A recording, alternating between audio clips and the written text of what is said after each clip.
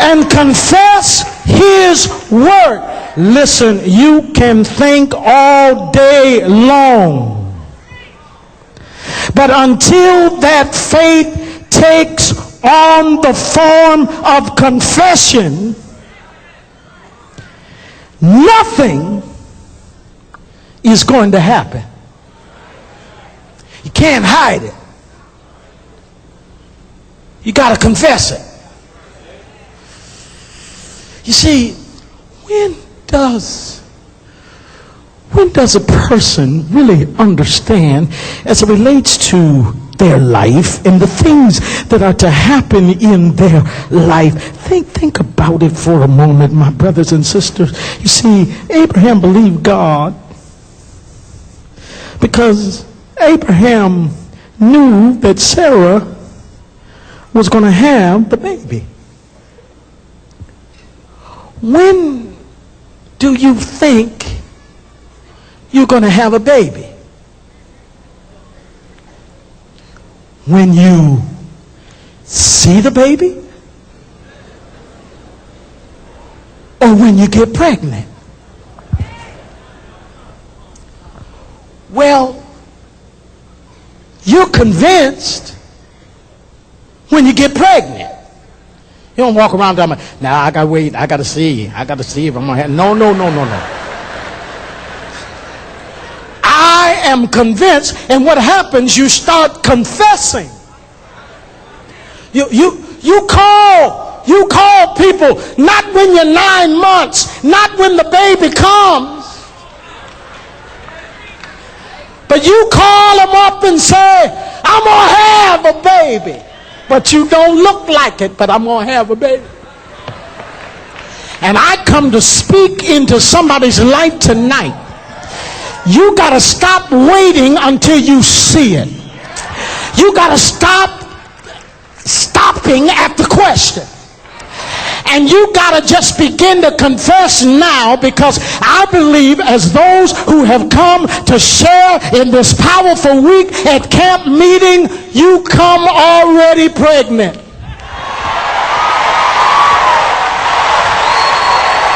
And you got to stop holding your head down. Baby, God has birthed something into your spirit. I know some folk may be laughing at you, thinking that's too much for you to handle. That's too much for you to deal with. But I dare you to look at somebody and tell them, baby, I'm getting ready to have this baby. I feel like preaching in this. I'm getting ready to have this baby. I'm getting ready to get my breakthrough. I'm getting ready for God to do what he says he's going to do. But what you got to do is not just enough to believe it, but you got to speak it. See, some of you are afraid to speak it because somebody may laugh at you. But baby, I'm about to walk into my divine destiny. I'm about to get my breakthrough. I'm about to get what I've been waiting for, because the God whom I serve, he is able. You got to confess it with your mouth, and you got to believe it in your heart that whatever God says you can have, speak to the mountain. The mountain got to get out of your way. Speak to the mountain. And I come tonight to let you know there's going to be some confessing going on. I'm going to get my breakthrough. I'm going to get my answer. I'm not stopping at the question, because the God whom I serve, he's able, receive it, be convinced of it, then talk about it. Talk about it. Talk about it. Talk about your healing. Talk about your new husband. Talk about your new home. Talk about your breakthrough. Talk about your new job. Talk about getting your own business. Talk until somebody gets tired of you talking. But I'm going to speak. I'm going to speak it because the God whom I serve, is there anybody you know that he's able? I just need to see some convinced people.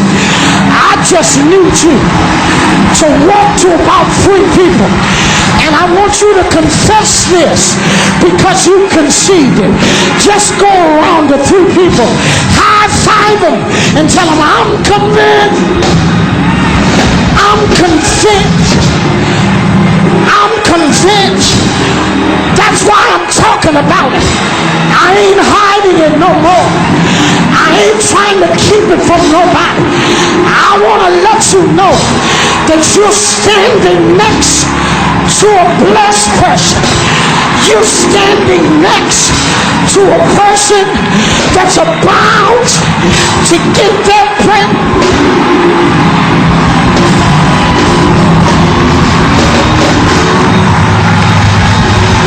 Is there anybody? Is there anybody? You're glad about it? Yes, I'm standing here as a miracle tonight. Yes, Katrina tried to make me stop at the question. The devil tried to tell me, you've been preaching all of these years. How could something like that happen in New Orleans? But I wasn't stopping at the question. I told the devil, well, it happened in New Orleans because God knew that there was a preacher in New Orleans to tell folk that Katrina is a purification, and if you don't clean up, God's going to let you know who he is. He's sick of folk shouting on Sunday, doing anything that they want to do on Monday. I knew God let it happen because I said I was going to cry out, spare not. I know some people come to New Orleans looking for a pity party. I tell you, ain't going to be no pity party here because God is up to something. Whatever you have to do to shake us up, whatever you have to do to get us right, shake us up. And somebody here tonight, you're going to experience your own Katrina.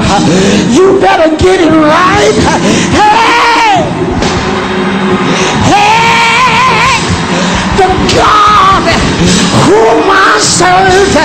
We're getting close to the end, y'all. And so the question is, what is God up to? He's gathering his people. He's gathering his people.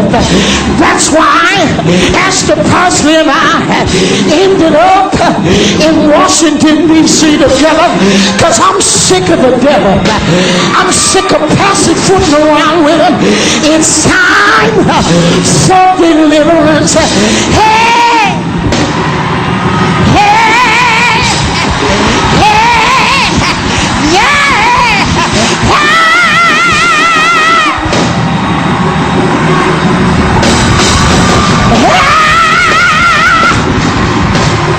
Won't God bring you out? Won't God bring you out? Get rid of the questions. Get rid of the questions and just start thanking God for being God. Just stop praising him for being God. Just stop lifting him up for being God. Hey! Hey! Hey!